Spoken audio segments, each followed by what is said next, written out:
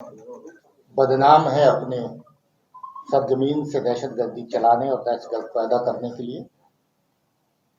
अलग अलग तरह की तंजीमों को लंबे अरसे तक पालने के लिए और आम जनता, बेगुनाह लोगों का दहशतगर्दी की कार्रवाइयों के जरिए से खून बहाने के लिए। इस बदनामी के दाग उनके चेहरे पे इतने लग चुके हैं कि अब वो छुपाए भी नहीं सकते और पूरे मुल्क में, पूरी दुनिया में ये बदनामी के दाग जगह जगह चर्चा में आ रहे हैं।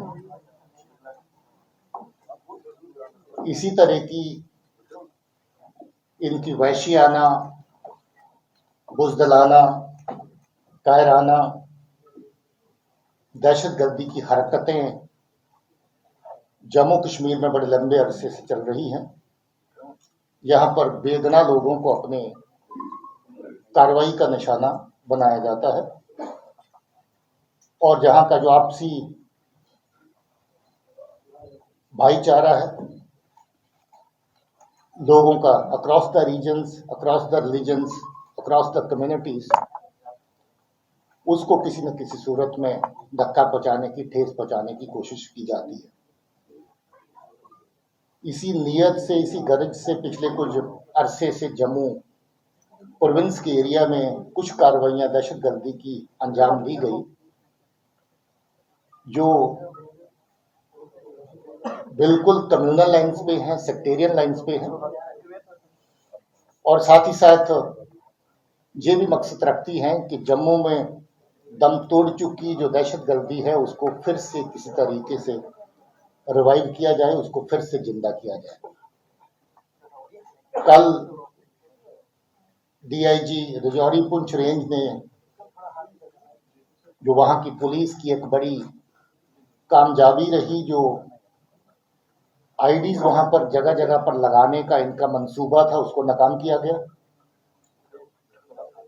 उसमें 3 लोगों की टुकड़ी जो पार बैठे दहशतगर्दी के आका, उनके इशारों पर राजौरी के एरिया को और कुछ जगहों पे आईडीज लगा के निशाना बनाना चाहती थी। डांगरी के इंसिडेंट के बाद वो पूरे का पूरा ग्रोह पकड़ा गया। उसके बारे में तफसील, डिटेल कल आप लोगों को मिल चुकी है। आज हम जम्मू के नरवाल में जो 2 आईडी ब्लास्ट 21 जनवरी को हुए थे, उसकी डिटेल आपके साथ साझा करने के लिए आए हैं। मैं सबसे पहले जम्मू पुलिस को, एसएसपी जम्मू, उनकी टीम को, एसपी साउथ, डीएसपी साहबान और एसएचओ और बाकी टीम के लोग जो हमारे पीछे खड़े हैं, उनको शाबाशी देना चाहता हूँ, मुबारक देना चाहता हूँ कि उन्होंने बहुत ही मेहनत के साथ इस केस को वर्कआउट किया है और इस दहशतगर्दी की साजिश के पीछे कौन लोग शामिल थे उनको बेनकाब किया है। आप जानते हैं 21 जनवरी को रात को जो 2 बॉम्ब लगाए गए, 20 की रात को, जो 21 की सुबह फटे। रात को 7:30 बजे के आसपास पहला और फिर उसके बाद दूसरा, और दोनों आईडीज के बीच में 20 मिनट का वक्फा इस तरीके से रखा गया कि जब पुलिस के लोग, सिक्योरिटी फोर्सेस के लोग वहां पर इमीडिएटली रश करते हैं, पहुंचते हैं, तो उनका बड़े से बड़ा नुकसान किया जा सके। और पहले में जब दुकानें खुलें, लोग जो दुकानदार आसपास अपना काम कारोबार करने वाले हैं, उनको नुकसान पहुंचाया जा सके। मगर पुलिस ने अपनी एसओपीज का पालन करते हुए अच्छे का निशाना ये था कि पुलिस और सिक्योरिटी फोर्सेस के लोग जो मौके पर आए उनको टारगेट किया जाए। एसओपी का पालन करते हुए उस नुकसान को बचाया जा सका, वरना वो नुकसान और भी बड़ा हो सकता था, क्योंकि पहली आईडी छोटी थी और दूसरी आईडी उससे कहीं ज्यादा बड़ी थी और इरादा यही था कि दूसरी आईडी ज्यादा से ज्यादा लोगों का नुकसान करे। पुलिस ने बड़ी मेहनत के साथ आरिफ नाम के दहशतगर्द को पकड़ा है, जो रियासी का रहने वाला है, और इसकी तफ्तीश और इंटेरोगेशन के दौरान ये पता भी चला कि ये आज से नहीं बल्कि पिछले लगभग 3 साल से ये पार जो हैंडलर हैं दहशतगर्दी को चलाने वाले जो लोग हैं लश्कर-ए-तौबा के, उनके साथ इसका तालमेल है। इसका मामा काफी सालों से कराची पाकिस्तान में जाकर के सेटल हो रखा है। मामे के जरिए इसके साथ राब्ता हुआ और फिर एक दहशतगर्दी तंजीम को जो पार से चलाने वाला कासिम नाम का आदमी है, वो भी रियासी का रहने वाला है। काफी लंबा अरसा पहले वो पाकिस्तान में जाके सेटल हुआ है और आज पाकिस्तान की दहशतगर्दी की जननी जो है उसका साथ दे रहा है, उसका समर्थक है, उनका सपोर्टर है और दहशतगर्दी की कार्रवाइयां पाकिस्तान में बैठ करके यहां पर करवाता है। कासम ने लंबा अरसा पहले कुछ 19 में इसके साथ राब्ता साधा। आपको याद होगा शास्त्री नगर में एक आईडी हुई थी, वो अभी तक उसका करने वाला कौन था वो बेनकाब नहीं हो पाया था। यही आदमी है जो शास्त्री नगर में फरवरी 22 में आईडी हुई थी, यही आदमी शामिल था। आपको ये भी याद होगा कि कटरा में जो बस में आग लगी ब्लास्ट के बाद, उसमें बहुत सी चीजें पुलिस वर्कआउट कर पाई थी, मगर उसकी एक तार अभी तक जुड़ नहीं रही थी, एक कड़ी अभी तक जुड़ नहीं रही थी कि वो आईडी फिट किसने करी बस के अंदर।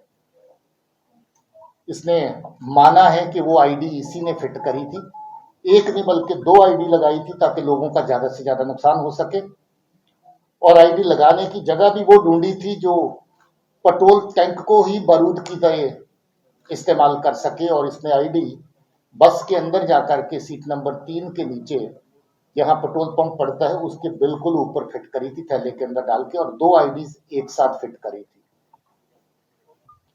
बात यही खत्म नहीं होती, एक आईडी और अभी इसके पास मौजूद थी और उस आईडी का फोटो, और हो सकता है कि थोड़ी देर तक वो सही आईडी भी आपके साथ बाहर शेयर कर दी जाए। वो परफ्यूम आईडी है, बॉटल परफ्यूम की दिखती है और अगर गलती से आपने परफ्यूम के स्प्रे के माफक उसको दबा दिया, जब खोल दिया तो आईडी फट जाएगी और जिसके हाथ में आईडी होगी उसका मौके पर ही नुकसान हो जाएगा। जो पहली आईडीज अभी तक इस्तेमाल करी जो शास्त्री नगर में हुई वो टाइमर वाली डिवाइस थी। जो कटरा की बस में आईडी लगाई गई वो स्टिकी बॉम्ब की फॉर्म में थी, जो थोड़ा बड़े साइज में स्टिकी बॉम्ब हमने कठुआ में बरामद किए थे, जिसमें 450 ग्राम के करीब करीब एक्सप्लोजिव मटेरियल रहता है। और जो जहां पर लगाई आईडी एक 750 ग्राम की थी पहली आईडी, और जो दूसरी थी उसका वजन 1 किलो से भी ज्यादा था। टिफिन आईडी थी, स्टील टिफिन आईडी थी। और जो अभी आईडी पकड़ी है मैंने आपको बताया कि वो परफ्यूम आईडी की तरह है। यहां पर कोशिश है कि जो दहशतगर्दी के आर पार से कार्रवाई होती है उसमें जो लोग इन्वॉल्व हैं उनके खिलाफ सख्त कार्रवाई हो।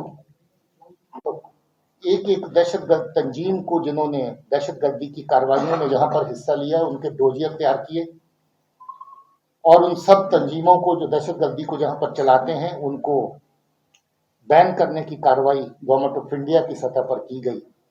लगभग 1 दर्जन ऐसी ऑर्गेनाइजेशन हैं जिनको अभी तक बैन किया गया है, जो दहशतगर्दी की कार्रवाइयों में सम्मिलित होने के लिए नोटिफाई किया गया है कि ये दहशतगर्दी चलाने वाली ऑर्गेनाइजेशन है।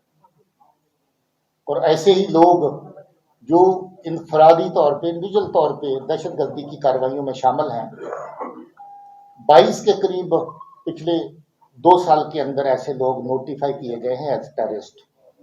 वो कार्रवाई भी बराबर जारी है और उस कार्रवाई को भी आगे जिंदा रखा जाएगा। 2016 में रेगुलर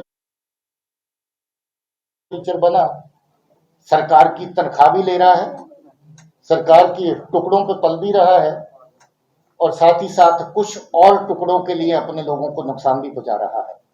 पता चला कि इसको पहली आईडी लगाने और फोड़ने के बाद कुछ नगद रकम मिली थी, कटरा की आईडी लगाने के बाद भी इसको कुछ रकम दी गई थी, और अभी जे आईडी लगाने में भी इसको ऐसा ही फायदा दिया गया।